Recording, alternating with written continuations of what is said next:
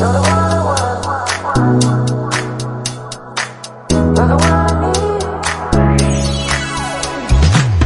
afternoon, everyone. This is another episode of the Karen's podcast, where we have opinions on everything and we're experts on nothing. And we are welcoming back our Susan Karen. I think that sounds right. She's been traveling abroad and going to parts of the world that none of us have been to. Lots of questions. We're going to just talk with her today kind of about her experiences and see how things are going. How's everybody doing? Good. Right. Beautiful day Excellent. out. It's sunny. It is sunny. It's nice. Finally. I know. Yeah, did it hail where you guys were at all? Yes. Yeah. Oh, really? Okay. Yeah, hailed everywhere. Yeah, it was crazy for California, for Northern California, when you're not in the I was foothills. also in Minnesota, so it was very snowy. Yeah. Well, that's different. I would hope it would be snowing in the winter there. Yeah, it was nice. Northern California is kind of weird. Very. Yeah. Snowing in Chico, that's crazy. Yeah. Oh yeah, it snowed for like 2 hours in Chico. Yeah. It was beautiful. That's Crazy. cool. Make some snow fights, some snowmans. Yeah. It's very different from where you were spending a while, Sue. Why don't you tell us, where you were? Yeah, I was on vacation for close to 4 weeks. And I would like to say that I feel like everything was serendipitous. I had not planned to go on vacation for 4 weeks, but I had got a new job opportunity. And right around the time that I was setting out to go on a 2-week vacation, and I extended it and have been living my best life. And there's definitely been some lessons I've learned. And it's sad to say in the first time in 49, well, not 49 years, first time in 20 years since I started in the job market that I've had a break where I haven't had to be stressed out looking for another job. I work in ad tech and I've been laid off a couple times. And it's always very stressful, and it's very common. Anyone that works in tech or ad tech, every few years, companies, do layoffs. I'm sure everyone has seen the news, but, for this first time, I had a job lined up. I quit my job. I started out on a 2-week vacation to Dubai and to Jordan. We went over to visit some family in Dubai of someone that I'm dating and meet his family. And I don't want to speak for him, but he's not a fan of Dubai, and now I understand why. It's a very clean, beautiful city. The Emiratis are very hospitable. I had a great time. I got to go see Abu Dhabi. I saw some really cool things. But for me, in my experience in Dubai, it just was very, I hate saying this, generic. It was a city it's a manufactured city in the middle of Middle East. The desert. In the desert. I will tell you in a second what my favorite takeaway was. But it truly is. Like, they made this city, and we did see a little bit of old Dubai. So where like the gold souf is and the old canals. And that was cool and unique, but it really, there's so much money there that they literally built a large capital city with high rises. And it's not like you can just walk in. It doesn't feel authentic. Yeah. Like, it feels like Vegas minus the gambling and entertainment. It just got voted like one of the most overrated places to go. That's actually ridiculous on some stupid thing like BuzzFeed or whatever, but it was on the list with like Vegas, anywhere in Florida. All these places that you would like expect to be fantastic. And it's just kind of not. Yeah. So it's great. What I learned is it's a good area. Most people go to Dubai to vacation in the sense like because it's warm. And like when we got there, it was on the cold side. And when I say cold, I was freezing. Like it was probably 71 degrees, but it's on the water. And at 71 degrees on the water, kind of like San Francisco. It was colder than San Francisco. I was in a sweatshirt and I still was kind of cold. That was like the first 48 hours. After that, it got up to like the high 70s and I could walk around in a shirt and jeans and be fine. There are bars and restaurants and clubs. Like we went to a really cool speakeasy that was like on like the 80th floor. to go listen to live jazz, which was really unique. But oh yeah, you sent us pictures. That looked really cool. that was very, cool. Like, and the jazz musician exotic. was awesome. Yeah. And everyone I met had different reasons for being in Dubai. And it was pretty interesting that Dubai, when you work in Dubai, the Emiratis make it very comfortable to live there, meaning that most companies pay for housekeeping. They pay for your cars. It's like a golden handcuff. Once you move there, it's a really comfortable living situation. Can you, for me and the listeners, explain, an Emirati? Is that what they call the people that live there? Yeah. So Okay. true. Cause it's in the United Nations of Emirates, right? Yeah. United That's right. Emirate. Oh my God. Why The did I United just Arab blank? Emirates. Yeah. Is that right? Yes. So technically, Sorry. so just like we're American, the people that are living there that are citizens are Emiratis. Emiratis do not allow you to become citizen unless you're purely born, like you're born to an Emirati. So for example, Okay. we met a guy that was born in Dubai, but his parents are from Pakistan. They immigrated like 40 years ago. He will never become a citizen. Emiratis do not allow citizenship. But no dual citizenship outside either. citizenship. Yeah. No dual Okay. citizen, and there's no way to become an Emirati, and like he Unless said, you're born there. unless you're born there. And there was something about, and I'm not getting this 100% correct, but I think you could marry someone, but it depends on, I think it has to be a man, but I could be completely wrong. But they have very strict male-born. rules of becoming an Emirati. Yeah. And those, it was, Questions on that. well, I would have But to go do you? I'd have to do some more research, but yeah, so they really have a closed system, and but they still allow people to live there and work there, Make good money. and make good money and be legal, but there's I think there's certain benefits that you don't get. And like, that's one of the things I learned is most Emiratis, I'm generalizing, and this is not going to come out right. I would say most of them don't have to work, and I could be assuming that. But what I was told is there's a lot of wealth within the Emirati culture already because how the country was set up and how the founding, like, sheiks, don't come after me, I'm going to get this wrong, but how they set up the country like 20 to 30 years ago. And so my understanding was that there are certain Emiratis that work, and you could point out which one, like we'd be out like at a luncheon or something in a really nice area, like in the business district. And a traditional Emirati will dress in a white, traditional dress. Like, so you could see which ones were the traditional Emiratis or people that had been living there that were in business uniform. Like you could clear, after being there a week, I could see who was an Emirati and who just looked Middle Eastern, you know? Yeah. And there's definitely a different look to them, for sure. Yeah. I will say, Very curious about the you don't have to work situation. Well, like that's there's what I'm like saying. this pool of money that was like. Do they get like universal basic income? Yeah. Yes, I think they do. Kind of like, I don't want to say, the way I attribute it to my knowledge when someone was trying to explain it to me was, oh, it's just like the Indians who Native have Americans. casinos, Native Americans, that have casinos that get a certain stipend.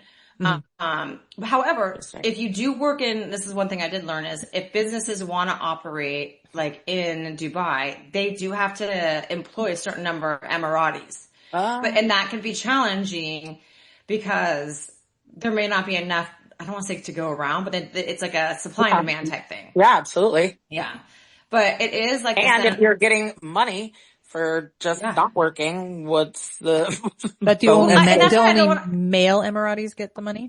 No, I mean, I don't fully know this. I'd have to research it more. But like, it just felt like the Emiratis have a good quality of life. But then again, there are some pros and cons to everything. It is a police state. There are things you can't do. It didn't happen to us, but while we were out driving, we went from, Dubai to Abu Dhabi, which is about an hour drive. The freeways are amazing. Super easy, super fun. There's a lot of speed. They have speed cameras. So you can get a lot of tickets if you get in a speed trap. Yeah. Because that's how they police everything. Well, we didn't get one because apparently the person I was with, last time he was there, got like 6 in one day. But he was like, so he made sure to like drive the speed limit. But while we were there, apparently, his sister-in-law got a speeding ticket. Not a speeding ticket. I think she got like a parking ticket. And they text you on your phone, you just got a ticket. And like, it was like, how'd you just get a ticket? It was just like, Yeah. so I Very much found a the police technology was so much faster, and you could go on and pay that ticket right then and there. Yeah. Also, no one want their money right now. Yeah, no one can pump their own gas, which is nice. Oh, There's someone that was like you pull up to the gas station and someone pumps your gas for you. Forget about that. The service industry there is ridiculous. Yeah. So, Google says, yes, UAE citizens do work, although the majority have historically been employed in the public sector. The government is aggressively pushing policies to increase national participation in the private sector through quotas, training, and salary support. While expatriates fill most private sector roles, citizens are increasingly active across all industries. Policies mandate that private companies with 50 plus employees increase their skilled Emiratis by 2% annually so anyways, yeah, they've got some unique, Policy initiatives, it sounds like. So what was, the main difference between that and your time in Jordan? Oh, Jordan was very different. Okay. I will say there is one common theme. I have a fascination for camels now. I think I did 6 camel rides in the trip that I was there. You photographed well with them. So yes. We're kind of cute. They are. And like, okay. So, I will take this from my experience in Jordan. So we flew into Jordan. We got to Amman, which is the capital of Jordan. We didn't spend any time in there until the last day. And then we immediately then spent the next 4 hours driving, I want to say south, all the way down to an area called Wadi Rum. And Wadi Rum is, just the landscape is beautiful. The sand is red. The topography is ridiculous. What's famous about Wadi Rum is Lawrence of Arabia was filmed there, a couple of Star Wars movies, and I think Mars movie might have been filmed there. But it's people go there, it's super relaxing. You're driving in the middle of nowhere on a 2-lane road into a small village, and then all of a sudden these big mountains just come out of nowhere. Mountains of sand, or no, like mountains. Kind of like the best way for me to explain it would be like you're on the ground in the Grand Canyon, and then all of a sudden you come into the Grand Canyon type thing. Okay. But this to me was more amazing than the Grand Canyon. Yeah. Okay. But what about the camels? So I got like, we were driving in, just random camels walking across the road. And, or you'd see camels? Or do they have people? Yeah, like there was random camels. Like there would be camels like no guide. No guide. Just like randomly, like, you know how sometimes you'll see wild horses like in the middle of the desert? Yeah. Kind of like that. Yeah. But there would be no wire fences or anything.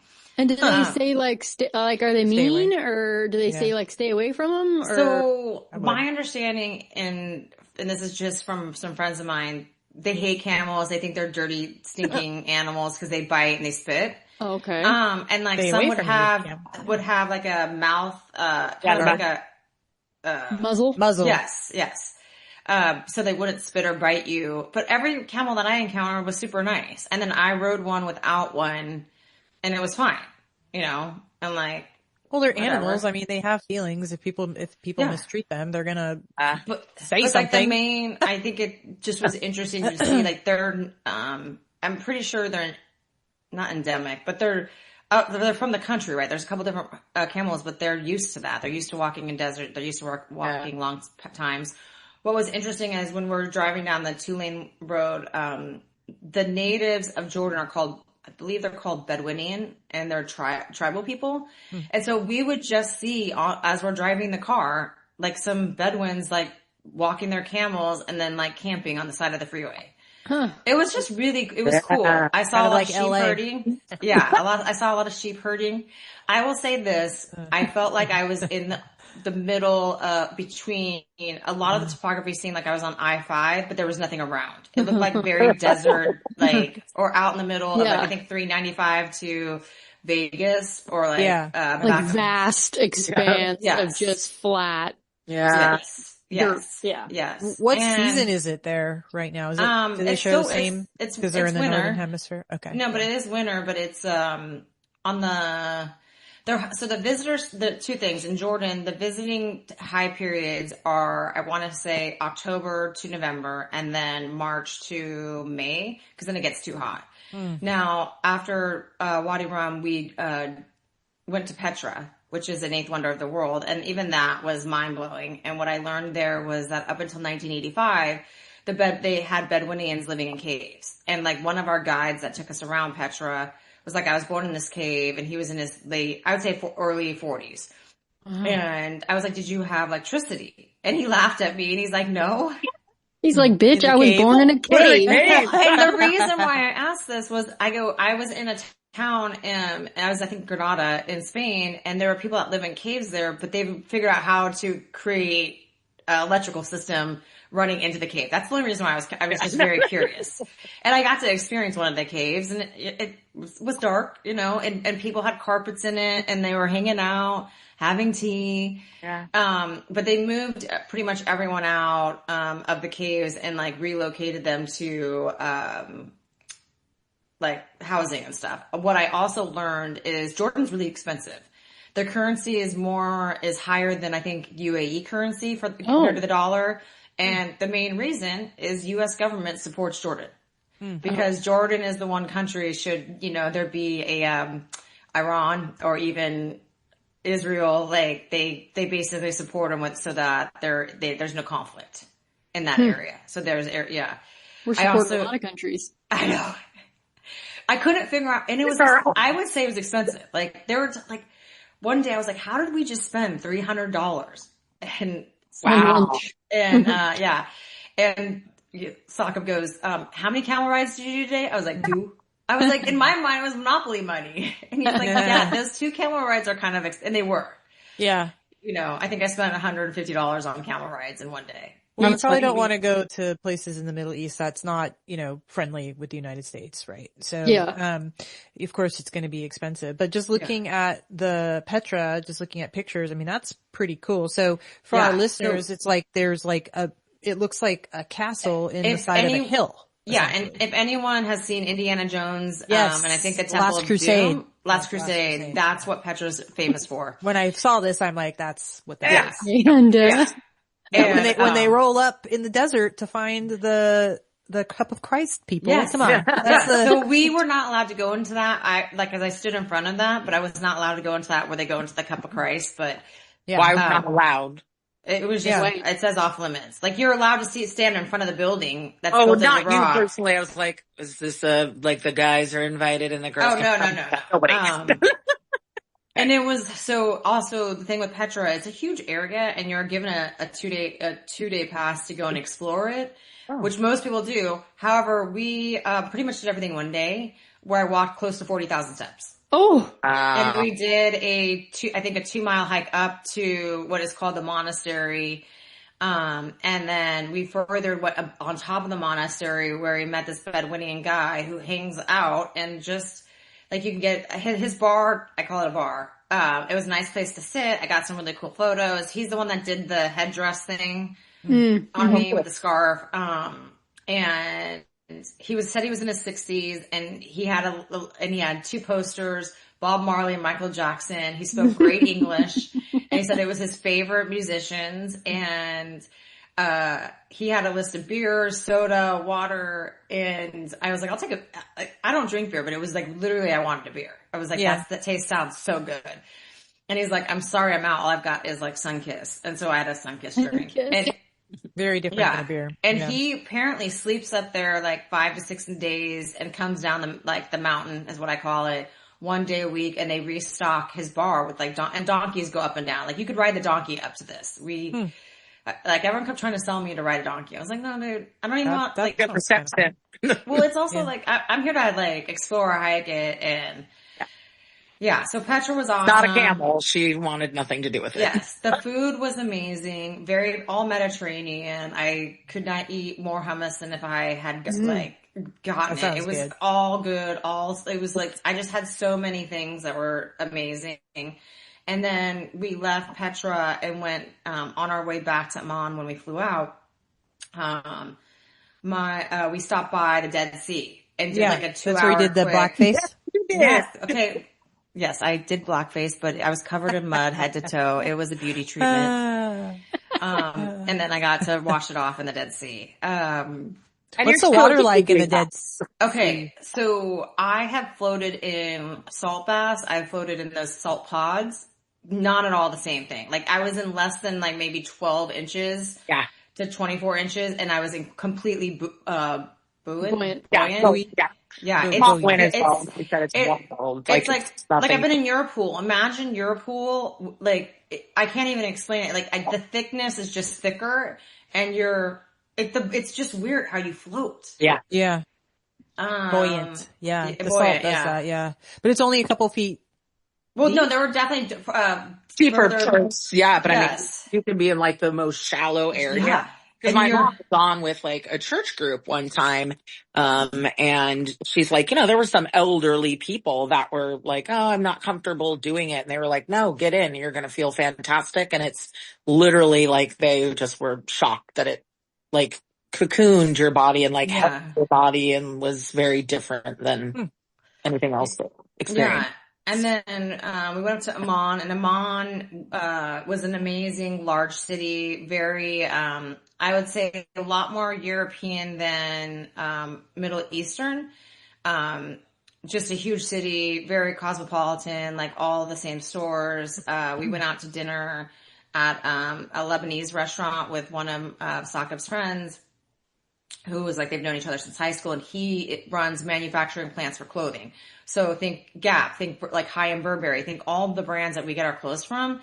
And then he was explaining me the process on like why he is so currently busy right now. And like the factory in Amman, is, I think he said he employs 1,500 people, and the schedules are 7 days a week, and he has 2 factories, one there and then one in Pakistan. And the Jordan one is extremely busy because there's no tariffs from Jordan. Going in, and so his biggest clients are Gap products, Carhartt, and then he does high end as well. It was just really interesting to learn about that. So, ladies, if we want to create a clothing line, I have a direct line into affordable manufacturing. We need our merch. Yeah, there you go. Where would you go? Would you go back to any of those places, or do you feel like now that you've seen, and you wouldn't go back, or would you rather go somewhere else? In other words, so I'll say this: there's no need to go back. However, I think everyone should experience Wadi Rum and Petra. It was mind blowing. Like a couple things. There are people there that are having amazing lives that, for the lack of a better term, live in poverty that I saw. And then and it just was like, they're happy. Like the kids are happy. I would say pretty much everyone, English was the first language, regardless if I was in Dubai or Jordan, but then they definitely spoke their own native languages. However, most people spoke English. It was just a great culture experience that I don't think I would have ever experienced. And I had requested to go, since we were going to Dubai, I had requested to go to Jordan because we were so close to Petra. And that was the main focus of the trip. Well, I would go back. I think everyone should check it out. I would have, if I could do it over again, I would have spent 2 days maybe in Wadi Rum, just because you're forced to, like, there wasn't any internet. Like, we were staying in these bubble tents. It was just a really cool experience. Disconnected. Well, that kind of brings me back anyway to what you said at the beginning of our show today, is how this is the most time you've taken since your, 20s. And then hearing that people that live in poverty are happier than probably the average American. That is just like, I mean, that I'm struggling with that right now, almost being, having my birthday in a couple weeks. Like, that's been like big, like, wow. I haven't had time since high school. Yeah. Yeah. And I think a lot of it, I mean, I hate using the term, but I think there's a lot of like keeping up with the Joneses, that we work really hard to afford certain luxuries. Yeah. And I think it's like more money, more problems. And I don't necessarily know if like, it's true. Fucking trap. Yeah. It is a trap. It is a trap. And so seeing these people and seeing like how, and I'm sure everyone has problems, right? But like, just people were extremely nice. They were glad that we were there spending the money because of the Gaza war. Oh, yeah. Tourism in Jordan was down, I think, about 25%. Oh, whoa, that's huge. Yeah. Yeah. And so tourism is, I think, the biggest industry there besides manufacturing. And I could get this wrong, but that's what majority of they rely on. You'd have to. Now, just because it's Middle East, so that's why this question is coming up. But is there like a difference between, like, do women have to stay covered in these countries? No. So I had a lot of like, what's the things? I guess biases thinking going in, especially going into Dubai and thinking everyone was going to be in a burqa. Also watching Sex in the City. No, that's not the case. I would say for every 10 women I saw, one was maybe. And that's a big city. What about in the smaller towns? What about like? So when we were in Jordan, I would say there were a lot of hijabs, but not burqas. I didn't see anyone that's actually a really good, I never saw anyone any female in a burqa in Jordan, but a lot of hijabs where they covered their hair out of respect to their culture, but they were all dressed pretty, I think, normal. There were traditional the women in, the Bedouinian women wore traditional, it almost looked like a hijab, but it wasn't. It was like long caftans with pants where they were covered up, but it wasn't their face. They were like, I could see them and talk to them. Their face was exposed. Yeah. And like one of them kept talking, like on the hike up, everyone's trying to sell you stuff up to the monastery. And I would giggle because literally like one woman kept saying, help a single mother, please. Yeah. Like, and I just was like, I was like, are they really single or is this like what they know will get me to like, people to buy? So I'm not joking. And there's a difference of opinion here. I have a carpet that we bought on the hike.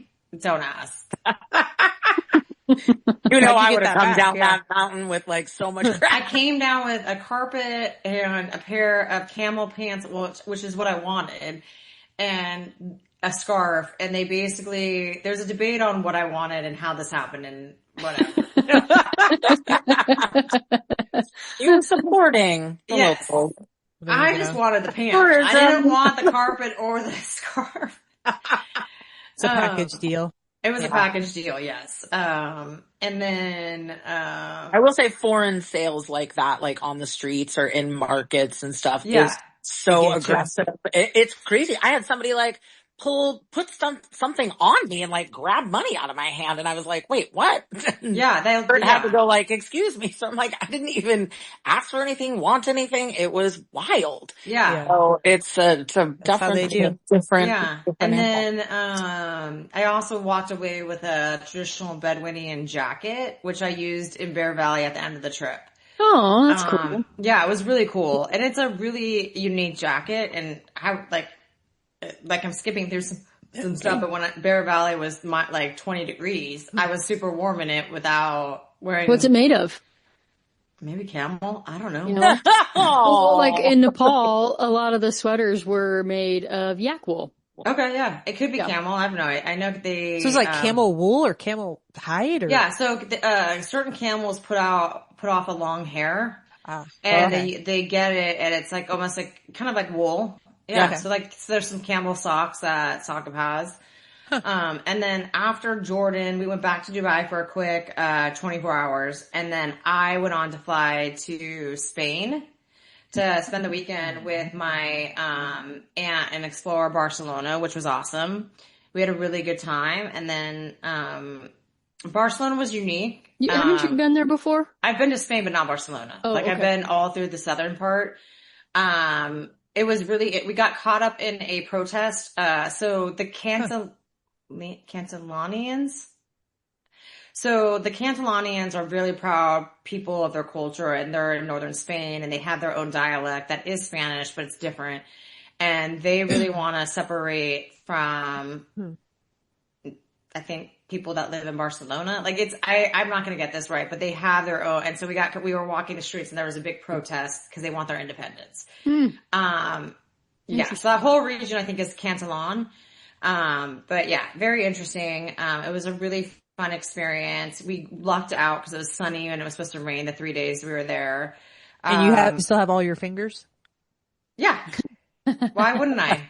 Because Carlos lost his finger in Barcelona. Oh, that's right. I forgot about that. You talked about that when he fingers. was on, when you were gone, when he was subbing for you. He's raps about losing her fingers after that. So we had a very weird experience. So it was 10 o'clock the night before I flew out, 5 o'clock in London, and I think that was the time difference, or maybe it was 10 and like 2 in the afternoon. But I get this text from my aunt because I was finishing up dinner. Hey, have you seen the Airbnb text? And I'm like, no. Well, apparently our Airbnb had a water leak, and they let us know less than 24 hours that there was no availability for us to stay there. Ooh. And so I went and looked on, and I found there was very little Airbnbs available that weekend after we'd pre-booked this like a couple months in advance. Yeah, and we ended up staying what looked like a new one. However, we still to this day can't figure it out. It was street level. It looked like it might have been a spa at one point and there was a pool inside, and it was a 3-bedroom, but it looked like you'd walked off we literally walked off the street, straight into a street level apartment. But there was a pool inside. There was, cool. It was very interesting. Random. I think it was very random. And unfortunately the pool was not heated, so it was cold, like we couldn't get in it. And then it wasn't even heated. But they had electricity. It was a winter. Yeah. Yes. And the weather in Barcelona was great, and we got to see like the Gaudi buildings, and then we took a day trip to Montserrat. That was really cool. And then we did a lot of fun food tastings. And then my aunt and I got on a plane and went to London for a few days so I could hang out with my cousins. Wow. So my aunt lives in London with her husband. My uncle, her husband is, British. And so they live in a really cute town in, cute area of London called Putney. And we just hung out and had family time. And cool. It was nice to spend time with my cousins and spend time with my uncle. And, these are, people that I just absolutely adore. Like, they're just my aunt is, since I've been a child, she's been one of my favorite people. And we just have a really good relationship. And she's 16 years older than me. And then her daughter, who's my cousin, I just figured this out yesterday. So she was born I think she's 25 years younger than me. But so my cousin is more like very similar in the relationship that I have with my aunt is what I have with my cousin. Yeah. Nice. And ironically, I'm seeing my uncle. I might see my uncle and one of my other cousins. Like, they're coming out to go skiing this week. So it's like, I was like, I might see them again.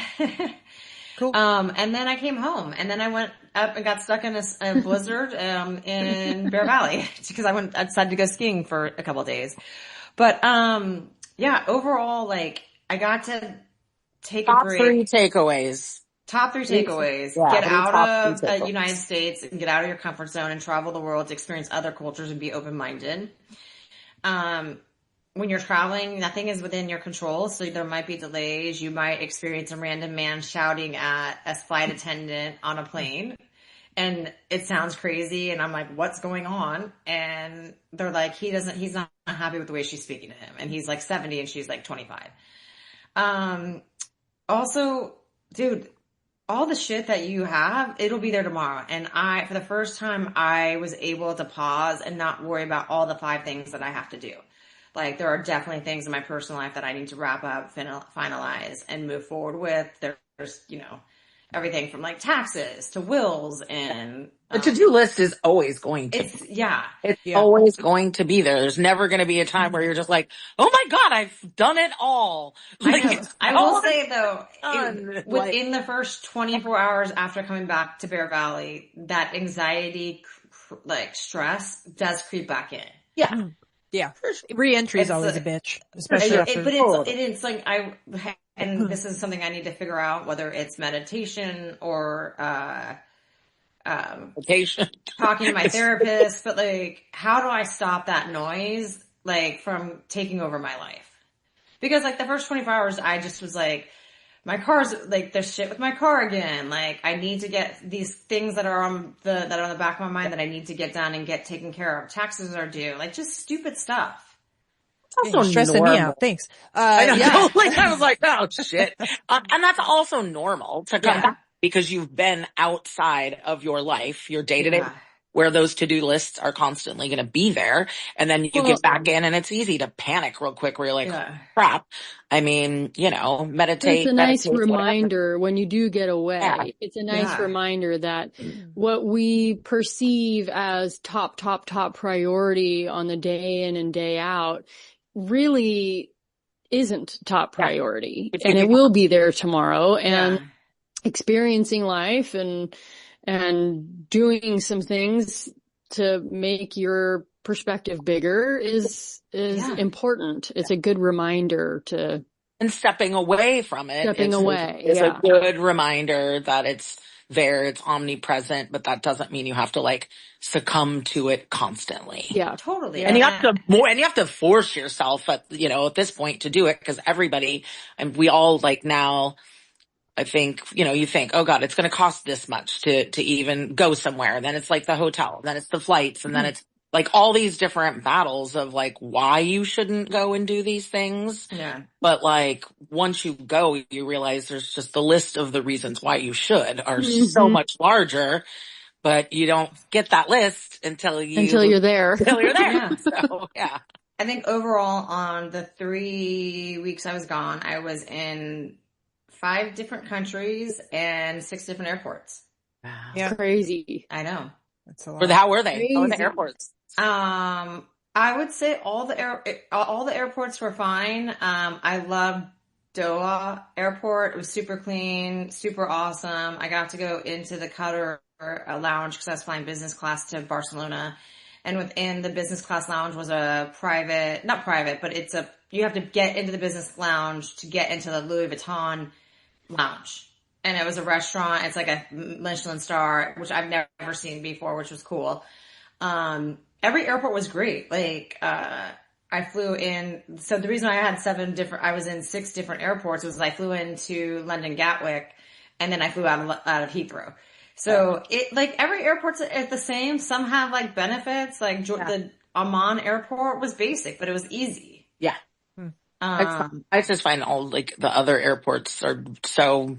I will say the similar and vastly different. I will say I felt like technology was used better over there, meaning that even going through the x-ray machines, through security to give them your half the time they just looked at my face because I do facial recognition over there because I'd entered the country already. I didn't have to show my passport to leave.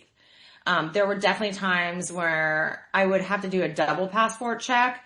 But that was the one thing I thought was, I'm flying out of Amman. That was the one thing I thought was weird. Like we got into the airport, we checked our luggage, we got through security. At security, I showed my passport. And then I think I had to show it once more. And it wasn't getting onto the plane, but it was between security and the gate. Like once I got to the gate again, I had to re-show my passport. It was interesting. Nice. So, and you had to go through like a special scanner thing. Oh, that's interesting. Yeah. Facial recognition. God, it's like, that movie, remember that movie with Tom Cruise? Back in, like, Mission Impossible. Yeah. But I think they have that in Mexico. Like, I mean, I think the facial recognition they have it is even down in Mexico. Well, they're doing it here too. So like when I got back, because I have global entry. I know, but aren't they rescinding? Didn't I hear something crazy that like they're putting a hold on global? That's because, that's a political thing. Yeah. But they aren't they? Like you're not going to be able to no. It's still, they just, you were the first person I thought of. Yeah. No, coming back, I didn't have to wait in line. I didn't even have to put my passport in because when I got to global entry, I just put my name and they immediately sent me to the guy at the desk and he just waved me through. Nice. Which, I mean, at this point, everyone's filmed everywhere. Like, Yeah, there's no expectation. Well, thank you for sharing. I know we do have to wrap up here. That was, sounds like a trip of a lifetime. Yeah, I mean, it was, what I would say is get out of your comfort zone, try something new, and be open to it. And you'll probably have a positive, you might have a negative. I can't say that there were any negatives. There were definitely times where, like, I got some looks because I stand out. I stood out in Jordan. There weren't a lot of blonde people.